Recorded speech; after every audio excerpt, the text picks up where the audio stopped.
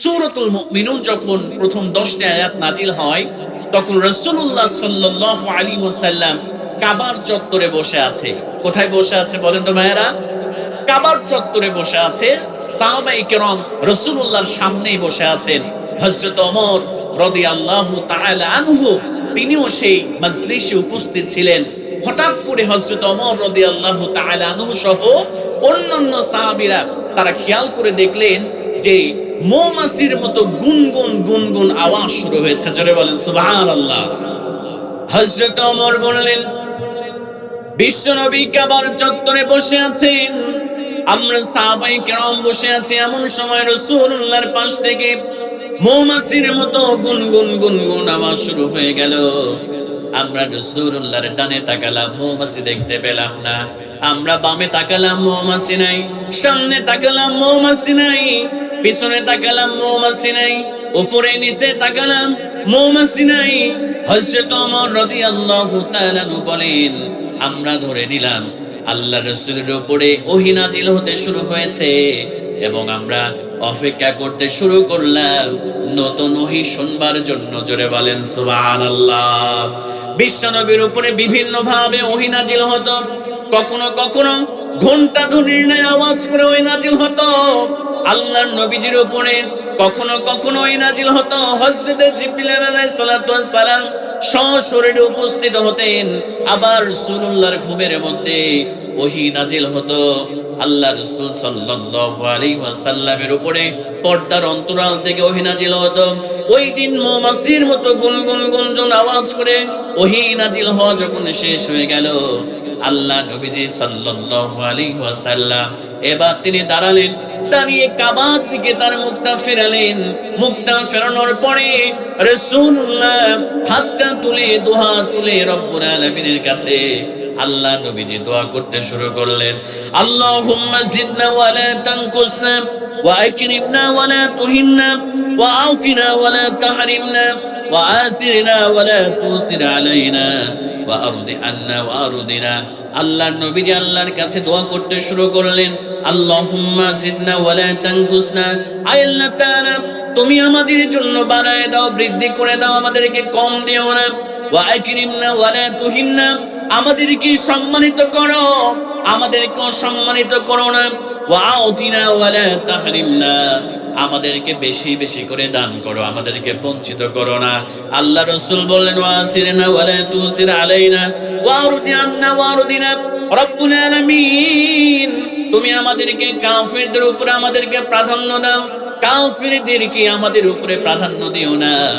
আল্লাহ নবীজি সুন্দর করে দোয়া করলেন। দোয়া করার পরে এবার সাহাবায়ে কেরামদের দিকে মুখ ফিরালেন। আল্লাহ রাসূল এবার সাহাবায়ে কেরামদেরকে বললেন, আমার সাহাবীরা শুনে নাও, এই মাত্র আমার উপরে এমন একটি সূরার 10টি আয়াত নাজিল হয়েছে। এই 10টা আয়াতের মধ্যে আল্লাহ 7টি গুণের কথা বর্ণনা করে দিয়েছে।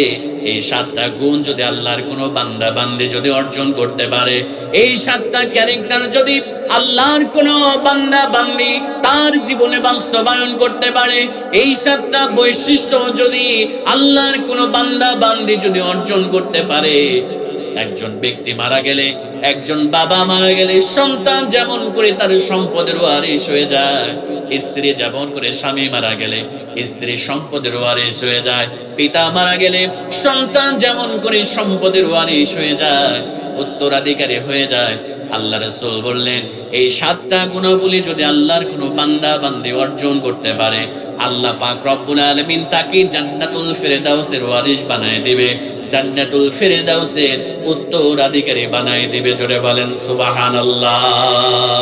আল্লাহ রাসূল সাহাবায়ে কেরামদেরকে বলেন, সাহাবীরা এই 7টা গুণ যদি তোমরা অর্জন করতে পারো, এই 7টা ক্যারেক্টার যদি তোমরা অর্জন করতে পারো, আল্লাহ পাক সুবহানাহু ওয়া তাআলা এই 7টি গুণ অর্জন করার মাধ্যমে তোমাদেরকে জান্নাতুল ফেরদাউসের মালিক আল্লাহ পাক সুবহানাহু ওয়া তাআলা বানায় দিবে। সুবহানাল্লাহ বলবেন না? অন্য একটা riwayate এসেছে, বিশ্বনবী ইন্তেকালের পরে কিছু সংখ্যক সাহাবায়ে কেরাম আম্মা জান আয়েশার কাছে চলে আসলেন। আম্মা জান আয়েশাকে জিজ্ঞেস করলেন, আম্মা জান কাইফা কানা খুলুক রাসূলুল্লাহ সাল্লাল্লাহু আলাইহি ওয়াসাল্লাম, আম্মা জান আয়েশাকে বললেন, আম্মা জান আমাদের রাসূলের ক্যারেক্টার কেমন ছিল, আমাদের রাসূলের চরিত্র কেমন ছিল, আমাদের রাসূলের আখলাক কেমন ছিল। আম্মা জান আয়েশা সিদ্দিকা রাদিয়াল্লাহু তাআলা না বলেন, ও রাসূলের সাহাবায়ে কেরাম, তোমরা কি আল্লাহর কোরআনের সূরাতুল মুমিনুন পড়ো নাই? সাহাবায়ে কেরাম বললেন, আম্মা জান আমরা সূরাতুল মুমিনুন পড়েছি। আম্মা জান বললেন, আমার রাসূলের চরিত্র ছিল, আমার রাসূলের ক্যারেক্টার ছিল, আমার রাসূলের আখলাক ছিল সূরাতুল মুমিনুনের প্রথম 10 আয়াতের মতো। জোরে বলেন সুবহানাল্লাহ। তার মানে সম্মানিত প্রিয় ভাইয়েরা, আমরা যদি জান্নাতুল ফেরদাউসের মালিক হতে চাই, আমাদেরকে কয়টা গুণ অর্জন করতে হবে? কথা বলেন না কেন? কয়টা গুণ অর্জন করতে হবে? 7টা গুণ অর্জন করতে হবে। সম্মানিত প্রিয় ভাইয়েরা, এক একটা গুণ নিয়ে যদি আলোচনা করি, ঘন্টার পরে ঘন্টা চলে যাবে, কিন্তু এত সময় নিয়ে আলোচনা করব না। ইনশাআল্লাহ সংক্ষিপ্ত পরিসরে এই 7টি গুণ নিয়ে আমি আপনাদের সামনে কিছু কথা আমি শেয়ার করার চেষ্টা করব। আল্লাহ পাক আমাকে সেই তৌফিক যেন দান করেন। আমরা সকলেই পড়ি আল্লাহুম্মা আমিন। সম্মানিত প্রিয় ভাইয়েরা, এই পৃথিবীতে যদি প্রশ্ন করা হয় যে এই পৃথিবীতে সফল কারা, এই প্রশ্ন যদি আপনাকে ছুড়ে দেওয়া হয়, এক একজন এক এক রকমের আনসার আপনারা করবেন।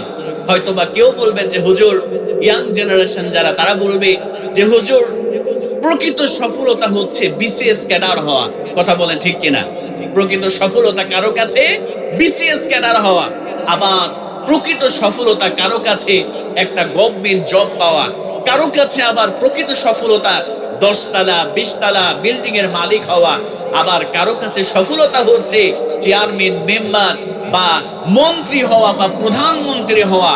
এটা হচ্ছে তার কাছে সফলতা। তার মানে সফলতার মানদণ্ড আমরা যদি দুনিয়ার দৃষ্টিকোণ থেকে চিন্তা করি, তাহলে আমরা এইগুলোকেই বুঝি। কথা বলেন ঠিক কিনা? কিন্তু সফলতার মানদণ্ড 10 তলা 20 তলা এমপি হওয়া, মন্ত্রী হওয়া, বিশেষ ক্যাডার হওয়া, গভর্নমেন্ট জব করা, এইগুলো আল্লাহর ভাষায় সফলতার মানদণ্ড নয়। আল্লাহ পাক সুবহানাহু ওয়া তাআলা বলছেন, সফলতার মানদণ্ড হলো লা ইয়াস্তাউই আসহাবুন নারি ওয়া আসহাবুল জান্নাহ, আসহাবুল জান্নাতি হুমুল ফাইজুন। আল্লাহ পাক বলছেন, the people of paradise and the people of hellfire, they never be equal ever. The people of paradise gain the ultimate success in life. আল্লাহ পাক বলছেন, যারা জান্নাতি আর যারা জাহান্নামী নয়, যারা আল্লাহর ক্ষমা পেয়ে আল্লাহর জান্নাতে প্রবেশ করবে, তারাই হচ্ছে প্রকৃত সফলতা অর্জন করবে। জোরে বলেন সুবহানাল্লাহ। আবার আল্লাহ বললেন, ফামান জুহজিহা আনিন নারি ওয়া উদখিলাল জান্নাতা ফাকাদ ফাজ। আল্লাহ পাক বললেন, বান্দা, সফলতা বিশেষ ক্যাডার হওয়া নয়, সফলতা গভর্নমেন্ট জব করা নয়, সফলতা 10 তলা 20 তলা অনেক সম্পদের মালিক হওয়া, এটা সফলতার মানদণ্ড নয়। সফলতার মানদণ্ড হচ্ছে তুমি যদি জাহান্নামের আগুন থেকে বাঁচতে পেরে, বেঁচে গিয়ে মুক্তি পেয়ে তুমি যদি জান্নাতে প্রবেশ করো, এটাই হচ্ছে তোমার জীবনের প্রকৃত সফলতা। জোরে বলেন সুবহানাল্লাহ। এজন্য আল্লাহ পাক সফলতার মানদণ্ড হিসেবে আরেকটি বিষয়কে ইনক্লুড করলেন, সেটি হচ্ছে যারা ঈমান এনেছে, যারা ঈমানদার, আল্লাহ পাক তাদেরকেও সফল হিসেবে আল্লাহ ঘোষণা দিয়েছেন। জোরে বলেন সুবহানাল্লাহ। আল্লাহ পাক শুরু করলেন, কদ আফলাহাল মুমিনুন, successful indeed are the believers. Allah পাক বলছে, সফল হয়েছে তারা ঈমান এনেছে যারা। সুবহানাল্লাহ বলবেন না? তার মানে আপনার যদি ঈমান না থাকে, এই পৃথিবীর সমস্ত সম্পদের মালিক, এই পৃথিবীর সবথেকে ক্ষমতার মালিক আপনাকে যদি বানায় দেওয়া হন, আপনাকে যদি বানায় দেওয়া হয়, আপনি সফলতা আল্লাহর ভাষায় আপনি অর্জন করতে পারেন নাই। কথা বলেন ঠিক কিনা? এই যে আপনারা মুকেশ আম্বানির নাম শুনেছেন, মুকেশ আম্বানি ইন্ডিয়ার তার বাসা, তিনি এত সম্পদের মালিক, তার কোটি কোটি বিলিয়ন ডলারের মালিক এই মুকেশ আম্বানি। আপনি তার লাইফ স্টাইল দেখে আশ্চর্য হয়ে যাবেন। এই মুকেশ আম্বানির স্ত্রী, ওয়াইফ, ছেলেপেলেরা, তারা যে অর্নামেন্টস, যে পোশাক পরিধান করে, যে ঘড়ি ব্যবহার করে, যে ব্যাগ ইউজ করে, গাড়ি ব্যবহার করে, একটা ঘড়ির দামই হচ্ছে 2.5 কোটি টাকা। তার থেকেও বেশি দামি ঘড়ি তারা ব্যবহার করে। আপনি চিন্তা করেছেন কত সম্পদের মালিক হলে 2.5 কোটি টাকা দিয়ে একটা ঘড়ি কেনা যায়? 1 লিটার পানি পান করে, যার মূল্য 40,000 থেকে 50,000 তাদের রুপি হচ্ছে 1 লিটার পানির মূল্য। আপনি কি চিন্তা করতে পারতেছেন যে কত সম্পদের মালিক আল্লাহ পাক তাকে বানাই দিয়েছে? সম্মানিত প্রিয় ভাইয়েরা, যতই সম্পদের মালিক মুকেশ আম্বানি হোক না কেন, যতই ক্ষমতার মালিক হোক না কেন, তার ভিতরে তো ঈমান নাই। আর যদি তার ভিতরে ঈমান না থাকে, ওই ব্যক্তি কখনো আল্লাহর ভাষায় সফল নয়। কিন্তু আমার মুসলমান প্রিয় কলিজার টুকরা প্রিয় ভাইয়েরা, এই পিয়ারপুর বাড়ি একজন ব্যক্তি দিন আনে দিন খায়, রিক্সা চালিয়ে খায়, ঠেলা চালিয়ে খায়, এরপরে আপনার রেল লাইনে কুলিগিরি করে খায়, দিন আনে দিন খায়। ওই ব্যক্তির মধ্যে যদি ঈমান থাকে, ওই ব্যক্তির মধ্যে যদি তাকওয়া থাকে, ঈমান নামক দৌলত থাকে, আল্লাহ পাক সুবহানাহু ওয়া তাআলার কাছে ওই কোটি কোটি বিলিয়ন ডলারের মালিক মুকেশ আম্বানির থেকে এই ব্যক্তির মর্যাদা, এই পিয়ারপুরের ওই গরিব মানুষের সম্মান আল্লাহর কাছে হাজার কোটি কোটি গুণ বেশি। কথা বলেন ঠিক কিনা? এজন্য আমার প্রিয় ভাইয়েরা, সফলতার মানদণ্ড বাড়ি নয়, সফলতার মানদণ্ড গাড়ি নয়, সফলতার মানদণ্ড বিসিএস কেনার হওয়া নয়, সফলতার মানদণ্ড লক্ষ কোটি টাকার মালিক হওয়া নয়। সফলতার মানদণ্ড হলো কদ আফলাহাল মুমিনুন, আপনাকে মুমিন হতে হবে। আপনি যদি ইমানদার হয়ে যান, আপনার টাকা নাই, আপনার ঘর নাই, আপনার বাড়ি নাই, আপনার ব্যাংক ব্যালেন্স নাই, আপনি যদি ইমানদার হয়ে যান, আল্লাহ পাক রব্বুল আলামিন বলছেন এই ইমানদারেরাই প্রকৃত সফলতা অর্জন করেছে। জোরে বলেন সুবহানাল্লাহ। তাহলে আল্লাহ পাক সুবহানাহু ওয়া তাআলা বলছেন কদ আফলাহাল মুমিনুন, প্রকৃত সফলতা অর্জন করেছে ইমানদারেরা। সুবহানাল্লাহি ওয়া বিহামদিহি।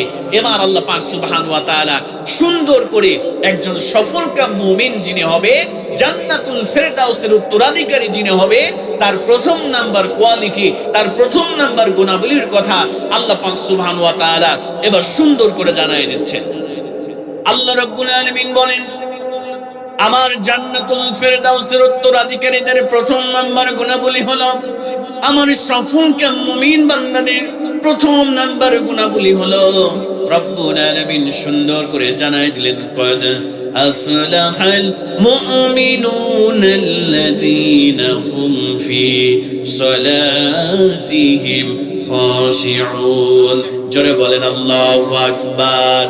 আল্লাহ রাব্বুল আলামিন বললেন সফল হয়েছে তারা, ঈমান এনেছে যারা।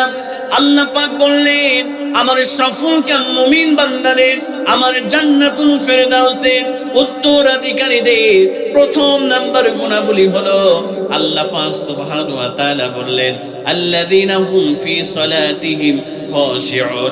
আল্লাহ পাক বললেন, আল্লাহ পাক রব্বুল আলামিন বললেন যারা খুশু নিয়ে, বিনয় নিয়ে, যারা 5 ওয়াক্ত নামাজ আদায় করবে, আল্লাহ পাক সুবহানাহু ওয়া তাআলা বললেন আমার জান্নাতুল ফেরদাউসের উত্তরাধিকারীদের 1 নম্বর গুণাবলী হলো তারা 5 ওয়াক্ত নামাজ খুশু নিয়ে, বিনয় নিয়ে তারা আদায় করবে।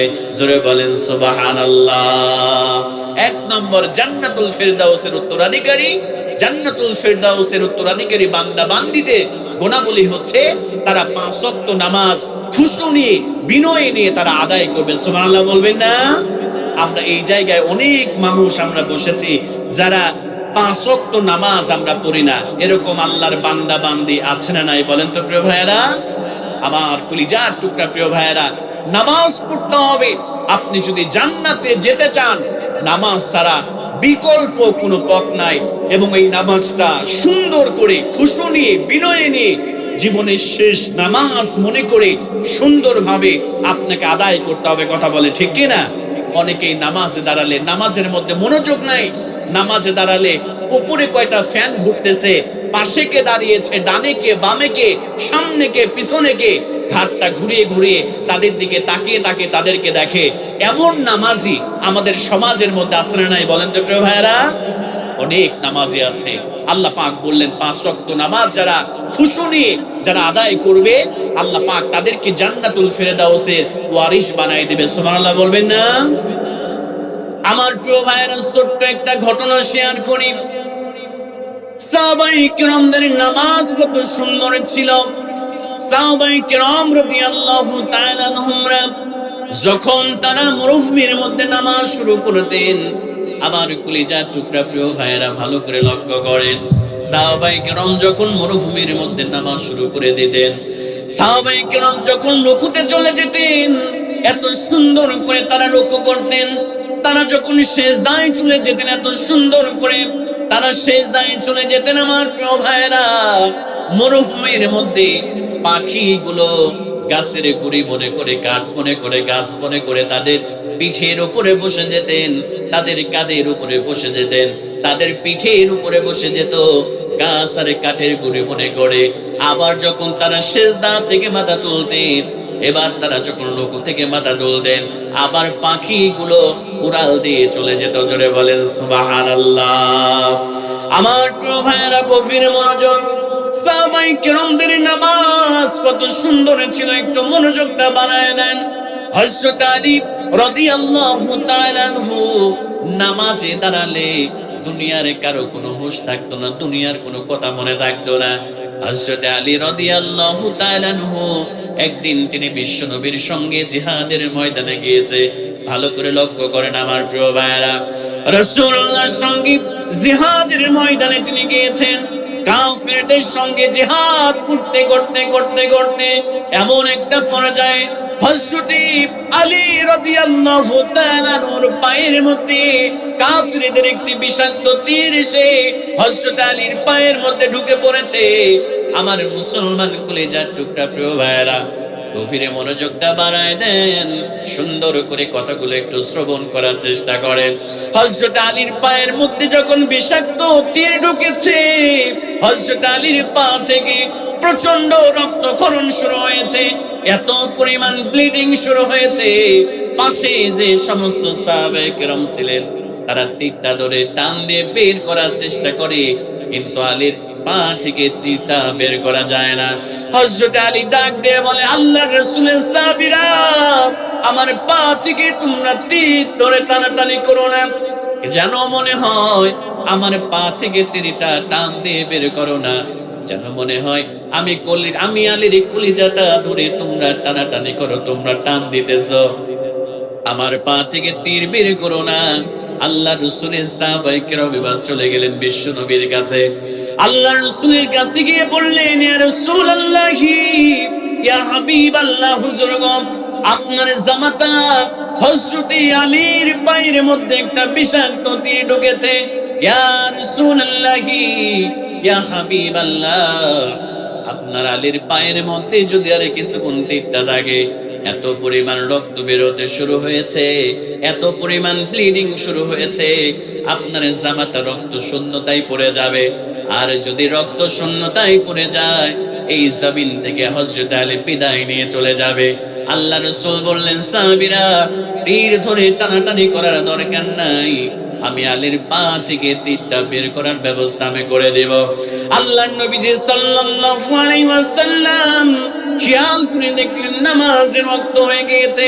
আল্লাহর রাসূল বললেন, কই রে আমার আলী, আমার আলীকে আমার কাছে নিয়ে আসো। আল্লাহর রাসূলের কাছে আলীকে নিয়ে আসা হলো। আল্লাহর রাসূল দুইটা সাহাবীকে ঠিক করলেন। আল্লাহর রাসূল দুইটা যুবক সাহাবীকে বললেন, নামাজের ওয়াক্ত হয়ে গিয়েছে, নামাজের মধ্যে আমার আলী যখন দাঁড়ায় যাবে, আল্লাহর রাসূল বললেন, নামাজের মধ্যে সজোরে টান দিয়ে তীরটা তোমরা বের করে ফেলবা। আমার মুসলমান কলিজার টুকরা প্রিয় ভাইয়েরা, ভালো করে লক্ষ্য করেন। আল্লাহর রাসূল হযরত বেলালকে বললেন, বেলাল, নামাজের আযান দিয়ে দাও, নামাজের ওয়াক্ত হয়ে গিয়েছে। আল্লাহর রাসূলের আদেশ শোনার পরে হযরত বেলাল এবার আযান দিয়ে দিলেন। আল্লাহ নবীজি ইকামত দিয়ে দিতে বললেন, ইকামত দেওয়া হয়ে গেল। ও মুসলমান, সাহাবায়ে কেরামদের নামাজটা কত সুন্দর ছিল, ভালো করে লক্ষ্য করেন, ভালো করে লক্ষ্য করেন। আল্লাহ রাসূল এবার তাকবীরে তাহরিমা বেঁধে এবার যখন নামাজ শুরু করলেন, আল্লাহর নবীজি নামাজ শুরু করলেন। এইদিকে রাসূলুল্লাহর দুইজন সাহাবী এবার সজোরে হযরত আলীর পা থেকে এবার তীরটা টান দিয়ে বের করে ফেলেছে। হযরত আলী ঠিক পায় নাই। নামাজ যখন শেষ হয়ে গেল, এবার রাসূলুল্লাহ সাল্লাল্লাহু আলাইহি ওয়াসাল্লামের জামাতা হযরত আলী নিচের দিকে তাকায় দেখে চারিদিকে রক্ত প্রবাহিত হয়েছে। মনে হয় যেন জিহাদ আবার শুরু হয়েছিল, কাফিররা কোন মুসলমানদেরকে আঘাত করেছে। হযরত আলী ডাক দিয়ে বলে, ইয়া রাসূলুল্লাহ, ইয়া হাবিবাল্লাহ, হুজুর আবার কি জিহাদ শুরু হয়েছিল নাকি? আল্লাহ রাসূল বললেন, আলী রে, আবার তো জিহাদ শুরু হয় নাই, কেন এই কথা বলো? আল্লাহ রাসূলকে ডাক দিয়ে বলে, ইয়া রাসূলুল্লাহ, আমার পায়ের নিচে প্রচন্ড পরিমাণ রক্ত দেখা যায়, এগুলো কিসের রক্ত আমি তো বুঝতে পারছি না।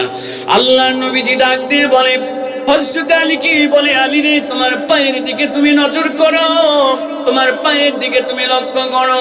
এবার হযরত আলী রাদিয়াল্লাহু তাআলা পায়ের দিকে লক্ষ্য করে দেখে পায়ের মধ্যে তীর নাই।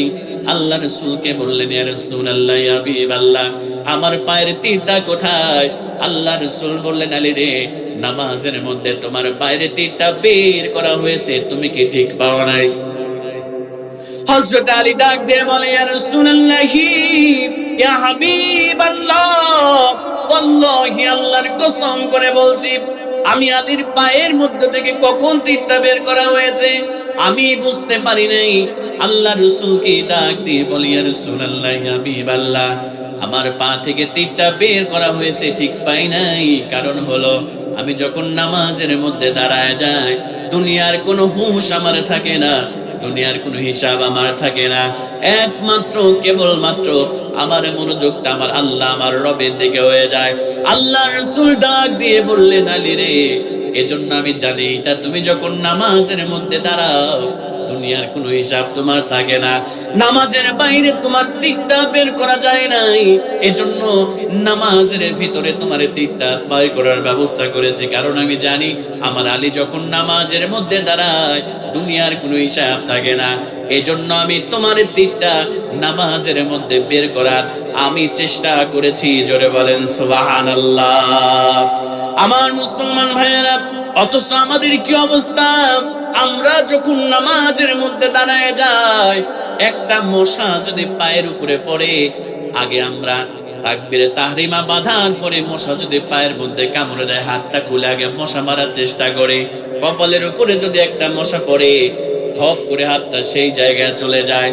একটা মশা যদি কামড় দেয়, ওই জায়গায় 1 মিনিট ধরে চুলকানো শুরু করে দেই, দাড়ি ধরে টানাটানি করি, জুব্বা ধরে টানাটানি করি। নামাজের মধ্যে দাঁড়ালে নামাজের মধ্যে মনোযোগ নাই, নামাজের মধ্যে খুশু নাই, এমন মুসলমান আমাদের সমাজের মধ্যে আছে না নাই? অনেক রয়েছে এমন, নামাজে মনোযোগ নাই, নামাজে দাঁড়ালে দুনিয়ার সমস্ত চিন্তা, সমস্ত কথা আমাদের মনে পড়ে যায়। সম্মানিত প্রিয় ভাইয়েরা, আল্লাহ পাক বলছে, না না না, যদি আমার জান্নাতুল ফিরদাউসের মালিক তুমি হতে চাও, ওয়াল্লাযীনা হুম ফি সলাতিহিম খাশিউন, তোমাদেরকে বিনয়ী হয়ে সুন্দর করে খুশু নিয়ে তোমাদেরকে 5 ওয়াক্ত নামাজ পড়তে হবে। সুবহানাল্লাহ বলবেন না? আমরা এখানে অনেক যুবক আছে যারা 5 ওয়াক্ত নামাজ পড়ে না, এমন যুবক এই জায়গায় আছে না নাই বলেন তো প্রিয় ভাইয়েরা? যুবক নামাজ পড়ে না, দেখবেন অনেক যুবক আছে নামাজ পড়ে না, একটা সেরা প্যান্ট পরে, একটা সেরা জুতা পরে, তারপরে এমন ভাবে হেয়ার স্টাইল করেছে, বামে চুল নাই, ডানে চুল নাই, পিছনে চুল নাই, সামনে রেখে কিছু কালার করেছে ঘোড়ার লেজের মতো। এই যুবকটা নিজেকে অনেক বড় স্মার্ট যুবক বলে মনে করে, চিন্তা করে আমার মতো স্মার্ট যুবক এই এলাকার মধ্যে আর একটাও নাই। কথা বলেন ঠিক কিনা? কথা বলেন না কেন? আছে না নাই? অনেক যুবক আছে নামাজে ডাকলে বলে, হুজুর আমার প্যান্ট ঠিক নাই, হুজুর আমার প্যান্ট ঠিক নাই, প্যান্টে নোংরা আছে, আমি অপবিত্র আছি। এই যুবক নামাজে যেতে যায় না। এমন কপাল পুরা যুবক আমাদের সমাজের মধ্যে আছে না নাই বলেন তো কলিজার টুকরা প্রিয় ভাইরা? হে যুবক, তুমি আল্লাহর নিয়ামতের মধ্যে প্রতিনিয়ত তুমি ডুবে আছো। তুমি আল্লাহ পাক সুবহানাহু ওয়া তাআলার হাজারো নিয়ামত তুমি ভক্ষণ করছো। আল্লাহ পাক যদি এই অক্সিজেন যেটা গ্রহণ করি বাতাস থেকে, আল্লাহ পাক যদি এইটা কেনার মতো ব্যবস্থা করতো, যে টাকা পে করলে এই অক্সিজেন তোমাকে দেয়া হবে। আজকে মেডিকেল সায়েন্স বলছে একজন সুস্থ স্বাভাবিক মানুষ প্রতিদিন 3 লক্ষ থেকে 3.5 লক্ষ টাকার অক্সিজেন সে গ্রহণ করে। আপনি যদি এইটা টাকা দিয়ে কিনতে হতো, তাহলে আমাদের কি পরিস্থিতি হতো? আপনি একটু নিজের বিবেকের কাছে আপনি প্রশ্ন করেন। কথা বলেন ঠিক কিনা? যুবক, তুমি ফজর চলে যায়, তুমি নামাজ পড়ো না, আল্লাহকে সিজদা দাও না। যোহর চলে যায়, আল্লাহকে সিজদা দাও না। আসর মাগরিব এশা চলে যায়, আল্লাহকে সেজদা দাও না। আল্লাহ তোমার অপেক্ষায় থাকে, আমার যুবকটা কখন আমার কাছে তাওবা করবে, আমার কাছে ফিরে আসবে, নামাজ শুরু করবে, সেজদা দিয়ে আমার বরত্বের ঘোষণা করবে, আর আমি আল্লাহ আমার যুবকের জীবনের গুনাহ মাফ করে দেব। জোরে বলেন সুবহানাল্লাহ। এজন্য আমার কলিজার টুকরা যুবক ভাইরা ভালো করে লক্ষ্য করেন, যে যুবকেরা নামাজ পড়ো না, ও কলিজার টুকরা যুবক ভাইরা, তোমার মতো কত যুবক, কত স্বপ্ন ছিল অনার্স মাস্টার্স কমপ্লিট করে একটা ভালো জব করবে, একটা বিবাহ করবে, বাবা মাকে নিয়ে সুন্দর করে ঘর সংসার করবে, কিন্তু যুবকের কপাল পোড়া, রাস্তায় বের হয়েছে মোটর সাইকেল নিয়ে। এমন অনেক ঘটনা আছে আমার প্রিয় ভাইরা, মোটর সাইকেল নিয়ে বের হয়েছে, টাকের সঙ্গে অ্যাক্সিডেন্ট হয়ে জায়গায় মারা গিয়েছে। এমন যুবক আমাদের সমাজের মধ্যে অনেক উদাহরণ রয়েছে। কথা বলেন ঠিক কিনা? এজন্য আমার যুবক ভাইয়েরা যারা নামাজ পড়েন না, তাদের জন্য বলতেছি আমার কলিজার টুকরা যুবক ভাইয়েরা, নামাজ পড়বেন 5 ওয়াক্ত। নামাজের মধ্যে প্রকৃত সফলতা রয়েছে, প্রকৃত সুখ রয়েছে, শান্তি রয়েছে।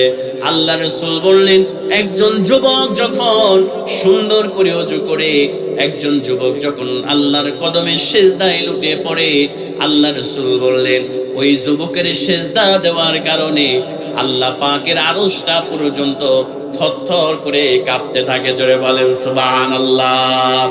আল্লাহর নবীজি বলেন, একজন যুবক যখন আল্লাহর কদমে সিজদা দিয়ে দেয়, ও যুবক ভাইরা ভালো করে লক্ষ্য করো, একজন যুবক যখন আল্লাহর কদমে সিজদা দিয়ে দেয়, আল্লাহ পাক ফেরেশতাদেরকে ডাক দিয়ে বলে, উনসুরিল আরশাব, ও আমার ফেরেশতারা, আমার যুবক বান্দার দিকে তুমি নজর করো, আমার যুবক বান্দার দিকে তাকাও। ফেরেশতারা বলে, আল্লাহ কি দেখবো? আল্লাহ পাক সুবহানাহু ওয়া তাআলা ডাক দিয়ে বলে, আল্লাহ জানে। তারপরে বলে, আমার যুবক বান্দা কি করছে আমার একটু বলো। আল্লাহর ফেরেশতারা ডাক দিয়ে বলে, আল্লাহ তাআলা তোমার যুবক বান্দা তোমার কদমে সিজদা দিয়ে সুবহান রাব্বিয়াল আলা তোমার পরত্বের ঘোষণা করে, তোমার শ্রেষ্ঠত্বের ঘোষণা করে। আল্লাহ পাক সুবহানাহু ওয়া তাআলা খুশি হয়ে যায়, আর ফেরেশতাদেরকে ডাক দিয়ে বলে, আমার ফেরেশতারা শুনে নাও, আমার ফেরেশতারা তোমরা সাক্ষী হয়ে যাও, আমার যুবক বান্দা আমার পবিত্রতার ঘোষণা করে, আমার বরত্বের ঘোষণা করে। আমি আল্লাহ পাক সুবহানাহু ওয়া তাআলা ঘোষণা দিলাম এই মুহূর্তে, আমার যুবক বান্দা যেমন করে আমারে পবিত্র বলেছে, আমারে বড় বলেছে, আমার যুবক বান্দা সিজদা থেকে মাথা তোলার পূর্বে আমি আল্লাহকে যেহেতু পবিত্র বলেছে, আমি তার জীবনের আর একটিও গুনাহ রাখবো না। আমি আমার যুবক বান্দার জীবনের সব গুনাহগুলো মাফ করে দিলাম। মাফ করে দিয়া সিজদা থেকে মাথা তোলার পূর্বে আমি আল্লাহ তাকেও পবিত্র বানায় দিলাম। জোরে বলেন সুবহানাল্লাহ। এজন্য আমার প্রিয় ভাইয়েরা, নামাজ ছেড়ে দিবেন না। নামাজ নামাজ নামাজ, আল্লাহ রাসূল শেষ মুহূর্তে নামাজের কথা বলেছে। ও যুবক, নামাজ শুরু করো, নামাজের মধ্যে কত মজা, এই সিজদার মধ্যে যে কত মজা, একটা বার যদি তুমি মজাটা পেয়ে যাও, আর জীবনে তুমি নামাজ ছেড়ে দিবে না। আমার যুবক রে, রাতের অন্ধকারে যখন রাতের 1/3 যখন অতিবাহিত হয়ে যায়, মা যখন ঘুমিয়ে পড়েছে, বাবা যখন ঘুমিয়ে পড়েছে, পাখির কিচির মিচির যখন বন্ধ হয়েছে, ও কলিজার টুকরা যুবক, একটা অনুরোধ তোমাকে করে গেলাম, রাতের 1/3 যখন অতিবাহিত হয়ে যায়, তুমি সুন্দর করে ওঠো, ঘুম থেকে ওঠার পরে সুন্দর করে ওযু করো। ওযু করার পরে একটা উত্তম পোশাক তুমি পরিধান করবা, একটু শরীরের সঙ্গে আতর মেখে, একটু পারফিউম মেখে, এবার তুমি সিজদায় লুটিয়ে পড়বে। জায়নামাজটা বিছিয়ে দেওয়ার পরে তাহাজ্জুদের জায়নামাজে তুমি এবার কপালটা দিয়ে আল্লাহর কদমে সিজদা দিয়ে দিবা। আল্লাহর কদমে সিজদা দিয়ে আল্লাহর কাছে তুমি তোমার জীবনের সব গুনার কথা স্বীকার করবা, জীবনের সব গুনার কথা আল্লাহকে বলবা, চোখ দিয়ে টপ টপ করে তুমি পানি ফেলবা। আমার যুবক ভাইরা বলে গেলাম, একটা দিন, মাত্র একটা দিন তুমি এমন করে আল্লাহর কদমে লুটিয়ে পড়ো, আল্লাহি আল্লাহর কসম করে বলছি, ওই সিজদার মধ্যে তুমি যে মজা পাবা, ওই সিজদার মধ্যে তুমি যে আরাম পাবা, যে প্রশান্তি পাবা, ও যুবক ভাইরা, আর জীবনে তোমার রবকে সিজদা থেকে আর তুমি বিরত থাকতে পারবা না। দেখবা তোমার রব তোমাকে কবুল করে নিয়েছে, আর 5 ওয়াক্ত নামাজ তুমি আর জীবনে ছেড়ে দিতে পারবা না। জোরে বলেন সুবহানাল্লাহ। এজন্য যুবক ভাইয়েরা, কোথায় তুমি যাও, কোথায় ঘোরাফেরা করো, একদিন তো তোমার রবের কাছে তোমাকে চলে যেতে হবে। ও যুবক, ওই অন্ধকার কবরে আজ যে বন্ধুর পাল্টাই পরে তুমি নামাজ পড়ো না, আজকে যে বন্ধুর কথা শুনে তুমি হারাম সম্পর্ক করো, যে বন্ধুর কথা শুনে তুমি কোরআন পড়ো না, ওই বন্ধু তোমার সঙ্গে কবরে যাবে না। একটু শুয়ে চিন্তা করবা, দুনিয়ার সবাই পর, দুনিয়ার কেউ আপন নয়। তুমি যখন মারা যাবে, তোমাকে অন্ধকার গহীন কবরের দিকে নিয়ে যাওয়া হবে। বড়ই পাতার গোসল, বড়ই পাতার পানি গরম করে তোমার গোসল দেয়া হবে, তোমাকে দামি কোনো প্রসাধনে দেয়া হবে না।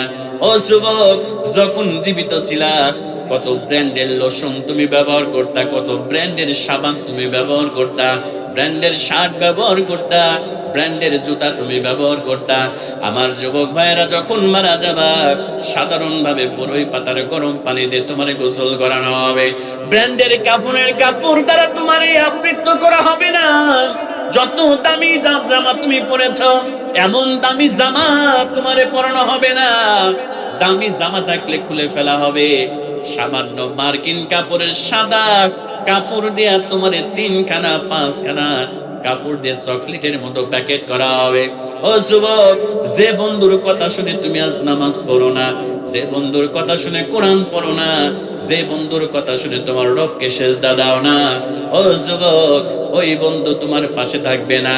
মনকে মন বুকের উপরে মাটি চাপায় দিয়া ওই কবরের মধ্যে তোমার রেখে আসবে, ওই কবরের মধ্যে তোমাকে রেখে চলে আসবে। বন্ধুর জীবন যেমন তেমনই চলবে, তোমার কোনো উপকারে আসবে না, বরং তোমাকে আরো বিপদের মধ্যে ফেলে দিয়েছে। কথা বলেন ঠিক কিনা?